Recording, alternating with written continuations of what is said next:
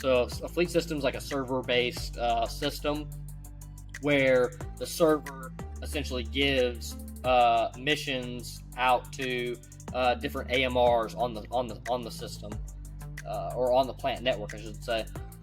And so it's like the master. So like if you have like 3 conveyor mirrors, it'll automatically do all of the decision making to decide what conveyor mirror needs to go to this area. Or maybe this one has like a lift top on it, so it knows that this is a lift top mirror, and it can't send a bunch of different, or it can't send a conveyor mirror to do a lift top job like that.